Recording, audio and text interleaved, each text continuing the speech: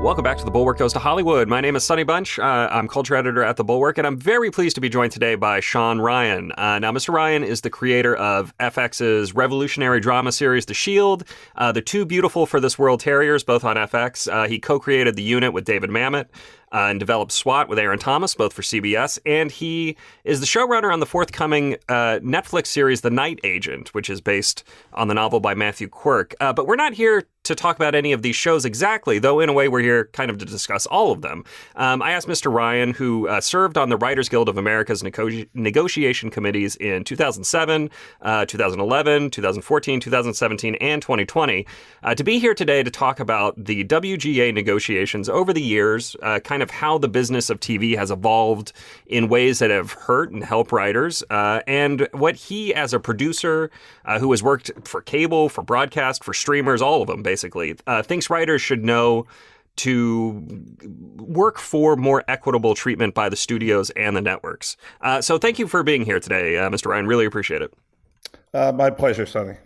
So, the reason I reached out to you is because you wrote a response letter to Richard Rushfeld's The Ankler producer, was an agent who was complaining about, the way the writers had behaved in 2008 and the negotiations headed into this forthcoming writers, possibly writer strike. We'll see. And I wanted to get your take as somebody who's been in the room, not talking about any specifics. I don't want you to betray any confidences, but when you guys are sitting down with the producers, way back in 2008, what were you looking for? It can't be easily dismissed, as some folks like to, as more DVD money. That's not that's not the case. What did you guys get, and what were you? How did that kind of reshape the landscape of media? Sure. I would say that every negotiation, you start off with a laundry list of things you would like to get. If specifics of that laundry list are leaked or discussed, there can be a mistake to think that they all hold equal weight. So there were a number of things that we were looking to improve upon when the 2007 negotiations started. But we knew what that negotiation was really about was jurisdiction of the internet. At that time, we had started to see repeats of shows that were aired on broadcast and cable shows started to be repeated and put up on ABC.com. These sort of sites that were the beginning of, hey, if you missed the show last night, here's a way to catch up. Traditionally, the Guild has fought for and received residuals, meaning that when you write an episode of TV and that episode is reused in some way, whether it's foreign or in syndication or a repeat on the original broadcast network, there would be a set formula that would pay you a residual. These residuals were really important for writers' careers. It allowed writers to survive between gigs. And we saw that the future was that the internet was going to bring our programming to people. We envisioned a time when something crazy like making programs for the internet might happen. And it wasn't too much later that Netflix stuck its neck out and started to create original programming. So we knew that was the big thing, that we had jurisdiction over television shows that were made for broadcast and cable TV, and that it was important that any programming that was going to be reused on the internet or created for the internet be under our jurisdiction, that it would come with minimums for payments for writers, that would come with residuals for writers when it was reused, and that it would offer pension and health contributions, which are important to writers and that we have fought for successfully over the years. And that's what the strike, that was by far the most important thing about the strike. And so Listen, I wrote that rebuttal to the Ankler piece because I think it came out either slightly before Christmas or slightly afterwards. And frankly, I was bored and wasn't working during the holiday. and I saw so many untruths in that piece by what was an anonymous agent. So I don't know who the agent was. Subsequently, I have had a couple agents I know write me and say, that wasn't me, Shawn. But I was just angry that there was, in my mind, and I've seen this claim bandied about by a couple other people, that, the strike was about DVD residuals, which is so stupid because DVDs were on their way out and these crazy writers, they don't know what they're doing, and that strike made no difference and all they did was lose money, and now there's all this talk about a strike coming up, and are these crazy writers going to shut the town down again? And a narrative was beginning that I rebelled against because I was in the room for all these negotiations. I know what the strike was about in 2007. It was a strike that the companies chose. We worked very hard to make a deal before there was a strike. The companies chose to see if they could own the internet without having to go through guild stuff. And it took a 100-day strike to let them know that that wasn't worth it. And they finally struck a deal that was far closer to what our original proposals were than to what their original proposals were. And so what I was saying was, it's impossible to calculate the gains from that strike. But imagine, if you would, a world right now where every TV show that was made for Apple or Hulu or Netflix or Amazon or HBO Max wasn't covered by the guild, didn't contribute pension and health contributions, came with no residuals at all. Everyone who says the strike didn't lead to anything isn't acknowledging that all those things that exist right now, and I'm not saying that we got everything we deserved or should have gotten. I wish that the residuals were higher on these streaming shows, but I have to imagine that the gains total in the hundreds of millions of dollars for writers over the past, 15 to 16 years now. So that's what the strike was about. That I also believe, and this is just my own personal opinion, that strike was less about a conflict between writers and companies and more an internal conflict between the companies themselves. You have to realize that there's an oligarchy happening here between 5, 6 very powerful companies. And to think that they all completely agree on strategy with guilds is inaccurate in my point. So I think that there were companies like Fox that were more willing to invite a strike to see what they might gain on the other side. And I think there were companies like CBS back then that was very reliant on written programming. Fox at that point, if you remember, was very high, like an American Idol, had a lot of reality shows. They weren't as dependent on unscripted material. And, you have to have all those companies agree together on what these deals should be. So I would hear a lot that, and would see things in the room that made me believe that, hey, these companies don't necessarily agree. They can't agree amongst themselves. And that was one of the things that I think was a primary driver to the strike happening. You had a couple companies that wanted to invite a strike. Yeah. So that is my perspective as someone from the inside. I'm sure that you could talk to someone else on the other side that would offer a different perspective, but that was my perspective from the inside. And that was our approach from the Writers Guild, that our content was about to gravitate towards the internet. We saw it coming. We knew it was coming. We knew it was the future. And it was important to secure our future on the internet. And I think history has proven us right.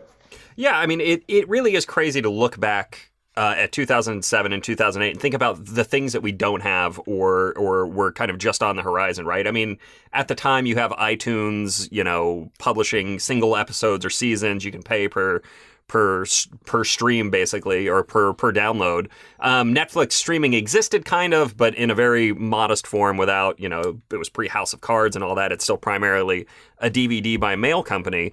And Hulu, I think, debuted either during the writer's strike or like right after the writer's strike. I believe it was weeks after the strike ended. I think it was clearly something that was in motion, that they were waiting to see what this agreement. So imagine a world in which we chose not to strike, did get that, and then suddenly the companies, which was at that point, it was a cooperative effort, I think, between three networks, to start airing all the repeats. And yeah, they had that in their quiver, and they waited till the negotiation was over to launch that. I think if they had made a deal with us in November, you would have seen Hulu premiere in December.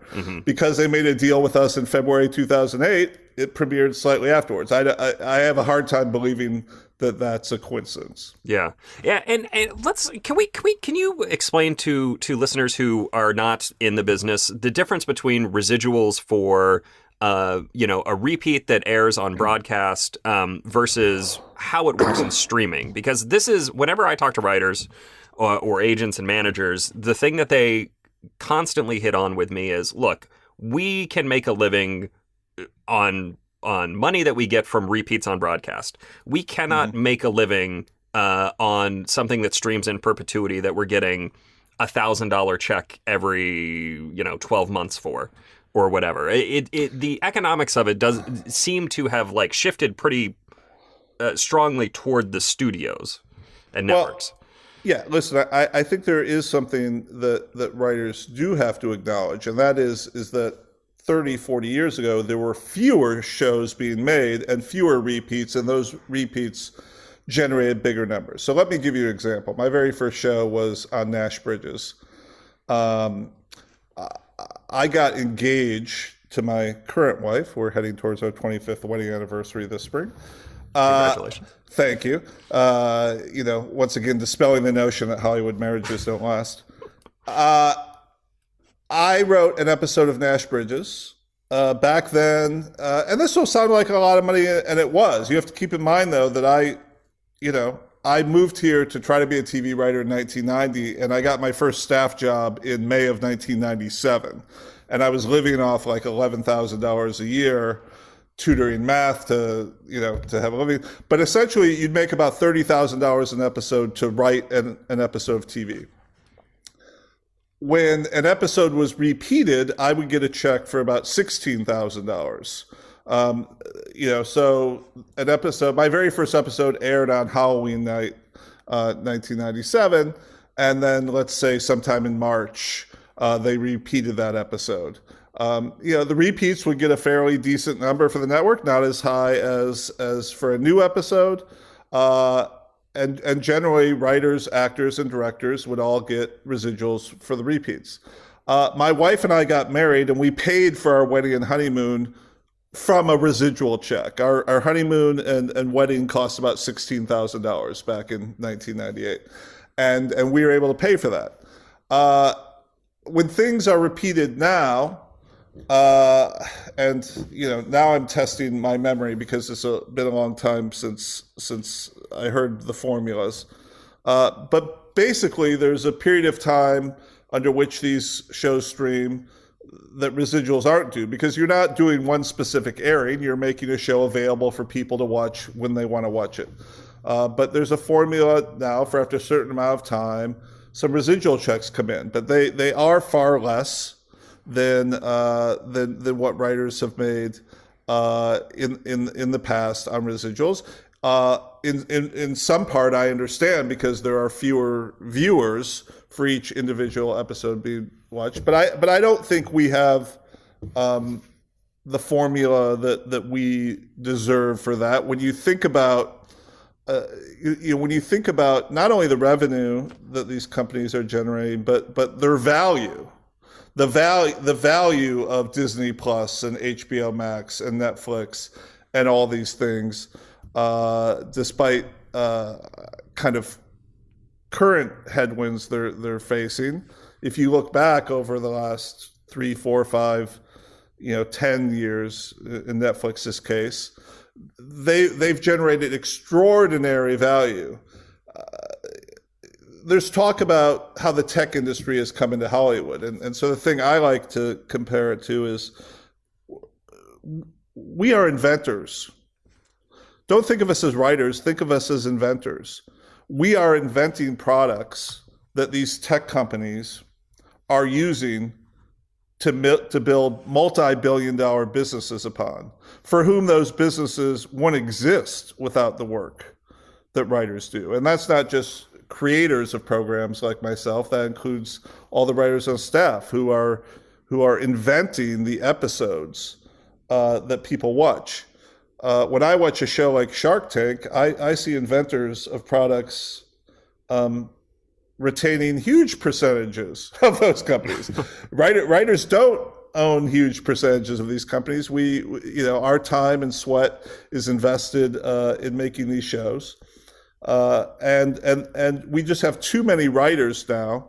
And again, I'm not the prime example. I'm doing fine, right? The people at the top of the pyramid, the top end creators who have the clout to negotiate decent contracts can. Where the Writers Guild concerns itself, we negotiate what is called an MBA, which stands for Minimum Basic Agreement. We don't negotiate what the maximums of writers can make. We negotiate what the base floor is going to be. And too many younger writers, too many middle-class writers are getting crunched in today's business, and the bottoming out of these residuals is one reason why.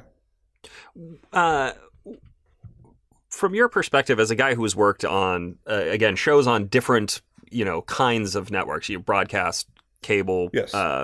The streamer, what are the differences in the writers' rooms for you for these? I mean, I another thing I hear sometimes is that the streamers have smaller writers' rooms. They have these mini rooms. They don't allow people to kind of move up the ladder like folks used to on network shows or cable shows. What is that like from your POV? Well, I don't think that there was anything pernicious intended by the companies in the way that the business has evolved for them. But I do think there are a lot of bad things that have happened. So traditionally, when broadcast television dominated, there was a very set hiring period, and that if you worked on a TV show, you were probably doing 22 to 26 episodes a year, depending if it was a drama or a comedy. You would be hired. The upfronts would happen in early to mid-May. The upfronts being when it's announced which shows are picked up for the following fall season. If you were already on a show and then that show was coming back and you knew that they wanted you back, you probably had an option that brought you back. But essentially, people would work for 10 months from May until late March, maybe early April, to make these 22 to 26 episodes of TV. You would get paid an episodic fee, X number of dollars per episodes produced. That work would usually be done over 45 weeks, let's call it. You'd kind of have an imposed vacation for a month and a half or two from the end of the season until the next season began. If you weren't retained on your show, or if the show that you were on was canceled, you would know that, okay, this is the time of year that I'm going to go out and interview for a job. And this was a very decent to good living for a lot of writers, as it should have been, considering that they were creating the TV shows that that propped up these networks. The big change that has come from the streaming age is that they are making fewer episodes of television and are taking way longer to make those episodes of television, but often still want to pay an episodic fee for writer services, which if you understand math, as I did as a former math student, what you're really asking for is more time for the same money, which means that your time is less valuable than it was before. These programs are just as valuable to the companies that order them, but I've talked to writers on the high end, showrunners, who were paid an episodic fee to make 8-10 episodes, and it took them a year and a half, took them 20 months to make. And when they did the math, they realized that they were essentially making story editor money, which, to your listeners who don't understand, that's a title for some lower level writers. And so it's been a way to diminish the value of writers' time. There are some agents and a lot of writers now are trying to do deals that pay by the week rather than the episode, and so that's sort of improving things. But for lower level writers, when you're staffed on a show, you're no longer staffed from May till March. You might be doing a 10-week mini room. They oftentimes are smaller. Now, there are a lot more shows than there used to be. So I do want to acknowledge that there are more employment opportunities that exist and more writers are employed. But too many of those writers aren't being compensated properly for their work and are finding it impossible to live in Los Angeles, which is a very expensive town, and essentially to make their year, to make their living. So you have these 13-week mini rooms, these 20-week mini rooms. You have a lot of writers doing work. And here's something that I think hurts all parties, all the way down to the viewers, because it means the content isn't as good. There used to be a tradition of writers working on shows and really learning to produce their own episodes, which means that they were on staff as their show was being filmed. A lot of times writers would go to set, produce their episodes, they see how things are filmed. They could be around, while the staff was writing episode 15, episode 10 was being edited, episode 16 was being prepped, episode 14 was being cast, and writers would see this process, and most showrunners would allow the writers to participate in that process. And so you had writers learning essentially how to produce television, how not just to write on the page, but how to bring those words from the page to life on screen. Now what is happening is that a lot of writers are doing their work, they're being sent away, they're no longer involved in production. That's all falling on the showrunners. It's too much work for one person to do. It's affecting the quality of these shows, and you're not building up and training the next generation of showrunners. And that's going to lead to a lot of flawed productions, which is going to lose money for the companies. It's going to lead to people not being prepared. They might be great writers, but they're not being prepared to run these shows. There are ways around that a little bit. I was able to, and thank you for plugging my new show, The Night Agent, premiering in March on Netflix. I was very early in the process because I was aware of this trend, able early on to get money in the budget for at least some of the writers on the show to be able to continue on past the end of writing to produce their episodes, because I think it's so important. But what you are seeing is less episodes being made over more time in a way that is unfairly straining the pocketbooks of writers and causing them to kind of have to constantly hop from job to job, that you suddenly have to, well, now I have to be on staff of 3 different writer rooms in the course of 1 year to do it. Now, some people, some cynics or people who disagree with me might counter with, hey, well, they're getting paid for the work they're doing. If they're only working for 15 or 20 weeks, then that's what they should get paid for. Okay, that's fair. I understand that perspective. But you're trying to develop a professional class of writers that are available to make all this programming that these streamers and these networks want. And if there isn't a system in place for them to survive the fallow times when a room isn't going, I'm not talking about, hey, these people have to make millions of dollars. I'm talking about people literally making a living, affording to house their families. This is becoming harder and harder and harder for the middle class of WGA members to do, and it's all because the companies have chosen to change the business model in a way that helps their stock prices, but doesn't help the people inventing the product that their business is based on. Yeah, I want to drill down on this just a little bit, because I really think it's one of the more interesting complaints from when I hear about it, because it is making TV shows really is a craft. I mean, people have to understand how a set runs, how you get from point A to point B, how you get into the. It's like an apprenticeship. It's an apprenticeship in many ways. Well, could you just Explain a little bit of what writers learn when they move out of the writer's room and onto the sets and to the production area, just like what they see and how they can kind of help their careers.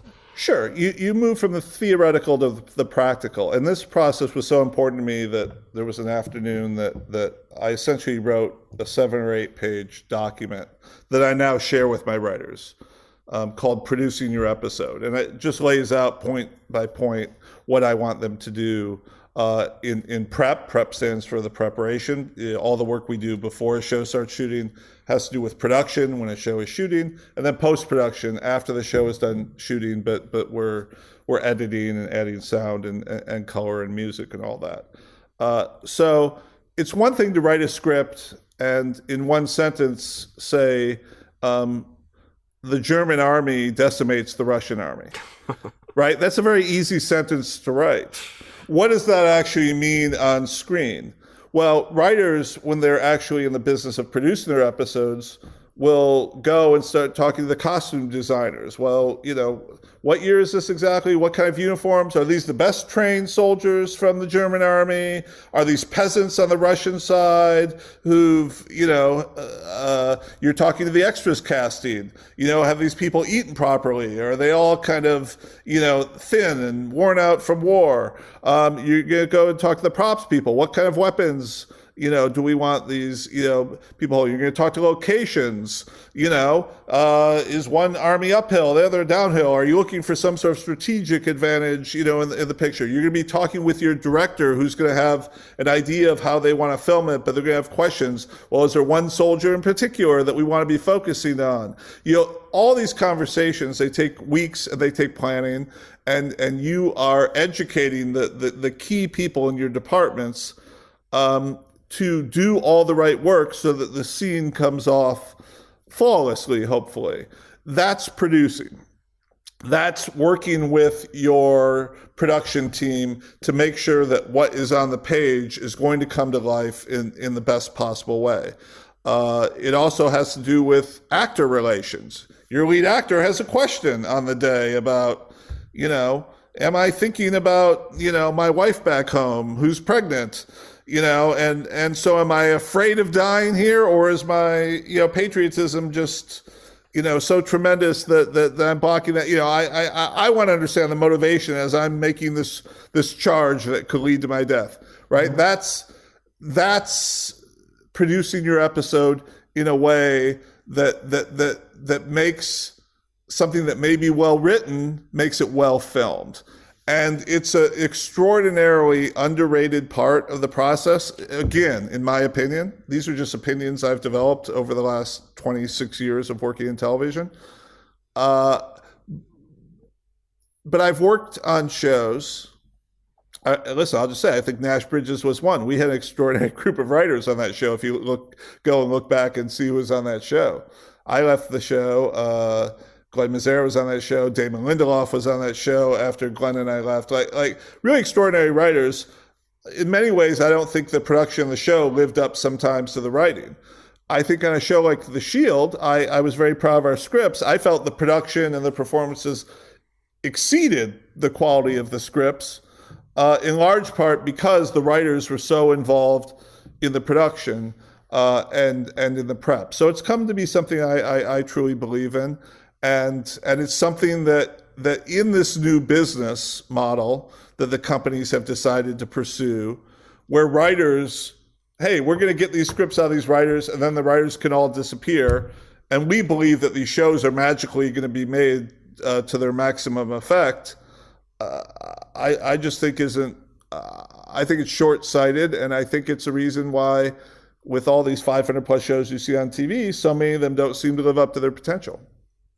Do you, I'm not asking for you to name any specific, the shows that could go, but do you think there is kind of too much TV right now? There is so much. I mean, I joked on Twitter the other day, but there's a show with Bryan Cranston and Michael Stuhlbarg, two of my favorite actors, on Showtime that I just saw an ad for the first time this weekend watching football games, and it's in its second season. And I'm like, professionally paid to do this sort of thing. How do I not know that this exists? I mean, it is. There is a vast waste, not a vast wasteland, a vast wealth, and there's too much. It feels like sometimes. Well, and you're not even including the international shows that are starting to appear, because I think a lot of other countries are getting better at making TV. I think we had excluding maybe the UK, we had a near monopolistic lock on quality television for decades, and now you're seeing a lot of countries really up their game in that regard. I don't know what the proper number is. It seems like a lot. I, like you, will hear, oh, this show is great, and just in the back of my head going, well, I've been told that there are 10 shows that are great, and I certainly don't have time to watch them all. I was talking recently with Carlton Cuse, my original boss in Nash Bridges. He and John Ridley made a pretty extraordinary limited series for Apple called 5 Days at Memorial, and I don't know how much it was publicized. I didn't see much, and I don't know how many people watched it, and it certainly was something that deserved to be watched. So I think there is, I just got done saying that maybe some of these productions aren't living up to their potential. I think the inverse of that is I think there are a lot of really great shows that, because of the glut of what's on, aren't getting the viewership that they probably deserve. So I don't know what the right number is. I would not be surprised if there is a contraction coming in some ways, which would be painful for a lot of craftsmen like writers, directors, and actors if there's less work. But maybe that's going to be what's required for the economics to make more sense for the shows that survive. Again, I want the companies to succeed. You may be listening to me and say, "Wow, Shawn really hates these companies." I don't. I'm a loyal employee of Sony Pictures Television. They're great. They treat me well. I have a show on CBS and an upcoming show on Netflix. And I want nothing more than for these companies to succeed. They will have to be the ones, to decide what the proper number of TV shows is for their businesses to maximize their profits. All I'm saying is that when their profits are maximized, as they have been, over the years, they've made, I looked up the number here because knowing that we were going to do it, now I need to find it. Now I can't even find it. But it's, almost, I think, $1 trillion in profits this century of the studios. Not quite. I don't want to overstate it, but, and I have the number now, I can't find it. But hundreds and hundreds and hundreds of millions of dollars of profits. We want them to be profitable, and we want to have our fair share of those profits as writers. I think that is only fair. One last thing that you mentioned that I is another thing I do hear from writers and others. The lack of metrics. You mentioned, it's hard to say who's watching what, how many people are really talking about this. It's frustrating for me as a critic because I like to know kind of what the zeitgeist is, right? What folks are watching, but it is a big sea change in how it has worked. I mean, working at Nash Bridges, you knew what the ratings were, you knew what the demo was, yeah. You knew, you had pretty good breakdowns from Nielsen. Moving to your new show on Netflix, the amount of information you're going to get will be less. And I'm curious what you make of kind of how that changes how you do things, and just the level of frustration, or maybe it takes a burden off your shoulders if it doesn't matter as much. Right. Real quick, I found the number. Okay. The major studios made about $1.5 trillion in profits over the last 20 plus years or so. Listen, there's part of you that's glad that you don't live and die by the overnight ratings. I've had shows that were successful that you'd look forward to seeing the ratings. SWAT right now on CBS is doing pretty well consistently in the ratings. And so Saturday morning after a Friday night airing, hey, what are the ratings? I've also, created or worked on shows where you're dreading the ratings coming in. You're in week 8. Terriers, that you mentioned before, was a show I'm very proud of that really had minuscule viewership. Just pretty much nobody. You kind of find it felt like that Lou Reed example that they talk about. Only 50,000 people bought Lou Reed albums, but they all created their own bands. So I may have butchered that quote, but it feels like only 50,000 people watch Terriers, but they all somehow work in the industry and mention it to me. I don't know how long these companies can go withholding this information. Once again, we're seeing a tech mindset come into it. But when a company like Netflix starts having an ad-supported tier, which they started in November, I have to imagine that they're going to be sharing some data with. I can't imagine that Colgate toothpaste is going to put ads and not be told how many people are watching those ads. So I do think that secrecy has been used to probably hide some information and now I'm not just talking about Netflix, I'm just talking about all these companies. I think it's probably been used to kind of hide some lower viewership, and then I think it's probably been used to underpay people on their most successful shows. So it's probably internally a good business model, but I don't know how much longer it can go on the way the business is changing. I probably when the Night Agent premieres in March, will probably be very, very curious. Are people watching it? Are you happy with how many people are watching it? Do you have a sense of where people are watching it in North America versus South America versus Europe? And I don't know how much information they'll give to me about that. And I imagine that will be a little frustrating, but you kind of know what you're signing up for when you sign up to do a Netflix series. You know that they have the biggest reach in the world. You know that they're very successful launching shows. Both existing shows like Stranger Things or Wednesday, which has done very well. So you know that there's an opportunity there that may not exist yet at some of the other streamers to really kind of hit a home run with a mass audience. And so I guess that's just the deal you make with yourself, that they're going to keep a lot of that information to yourself, and maybe you'll make a second season and maybe you won't. I can't say that it's ideal, but that's what it is. Yeah. I always like to close the show by asking if there's anything I should have asked. If you think there's anything folks should know That's about. so funny. I ask that question in interviews with people. I say, what should I have asked you that I didn't ask you? And oftentimes I get the best answers in interviews from people. See, I'm turning the tables on you. What should I have asked? What should folks know about either WGA negotiations, anything? Yeah, I think an important thing to understand is all this strike talk. I think the most generous way to describe it is unnecessary. I think the most accurate way to describe it is preemptive propaganda. I was at dinner with an actor and a studio executive last week.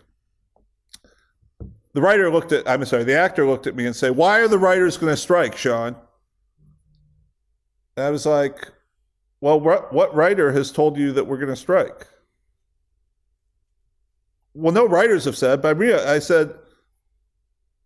said, "We haven't even made an offer to the studio. We, the Writers Guild, the studio hasn't even made an offer to us." So the Writers Guild is a democratically elected institution that is going to engage with its members. They're going to put forward some proposals. They're going to share those proposals with members. They're going to get feedback from members, and then we'll present those proposals to the companies. The companies are not a democratically elected institution. They're a group of very powerful corporations that may or may not have already decided what their strategy for these negotiations is going to be. What I do know is that every negotiation, they try very hard to paint the writers as crazy, strike-happy people, so that if they give us a substandard offer that we don't take, and there is a work stoppage, it's easy to blame us, the writers. So when you hear all this strike talk, what that tells me is that people at these companies believe that they're not going to make a fair offer to writers, and that they're expecting a strike but hoping to blame it on us. I don't know any writer who welcomes a strike. I don't know any writer. We spend a lot of our time looking for work, trying to find work. So the idea that we en masse, just for the sake of some cause, want to be on strike is completely inaccurate. So I guess the question you should have asked is, why is there all this strike talk and where's it coming from? It's not coming from writers. There are a lot of things that we would like to adjust, I believe, in the upcoming negotiations. I say that as someone currently on the outside. I was on the inside before. I'm on the outside now. I'm looking forward to engaging with, as a member, with the negotiating committee and finding out what's worth fighting for. But all the strike talk right now is not coming from the writers. It's not coming from the Writers Guild. It's coming from the studios who, if they were to make a fair offer, there wouldn't be a strike. Now, obviously, the dispute comes in what is a fair offer. And this is what negotiations are all about. But if the companies are taking the position that there's going to be a strike, to me, that means we have no intention of making a fair offer. I don't know if that's true or not, but why all the strike talk before negotiations have even begun? They're not coming from writers. They're not coming from the Writers Guild. I encourage you to find one statement from Meredith Steen, the president of the WGA, or David Young, the executive director, talking about how writers are intending to go on strike. It's just not happening. We hope that there is a fair and respectful negotiation that reflects the true value of the work that writers, the inventors of the product that makes billions of dollars for these companies, that reflects our value. I feel like writers have been undervalued by these companies in the past, and there are some things as this business model has changed that needs to be rectified. And if the companies sit down in good faith and try to hammer out a fair deal for both sides, I know the writers will, because I was part of that team that for the last 5 negotiations tried to hammer out a fair deal for both sides. So I hope there is no strike. I hope the companies understand the true value of writers. And I hope the business is successful and healthy and can profit all from the studios to the actors, writers, directors who make it, to the crew members who work so hard on the show, down to the consumers who love the shows.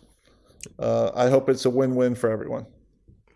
And on that note, we'll sign off. Thank you, Mr. Ryan, for being on the show. Really appreciate it. One of these days, I might get you back on. We're going to talk to S.H.I.E.L.D. because I love one of my all-time favorites. It's great. I never get tired of talking about it. It's hard when you make your legacy show in your 30s and you know it's going to be the lead in your obituary, but you kind of say, you know what, proud of the show, happy to talk about whenever anyone wants to. My name is Sonny Bunch. I'm culture editor at The Bulwark, and we'll be back next week with another episode of The Bulwark Goes to Hollywood. See you guys then.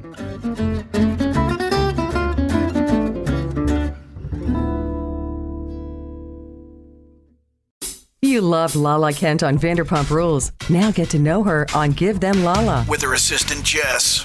LA, it can become suffocating. Did something happen where you felt like I have to get out of here, or do you just think it just happens sometimes? I think it just happens, but also just everything going on in my personal life. Like, I want to get on this mic and be like, this is what I've been dealing with for 14 months. Give Them Lala, wherever you listen.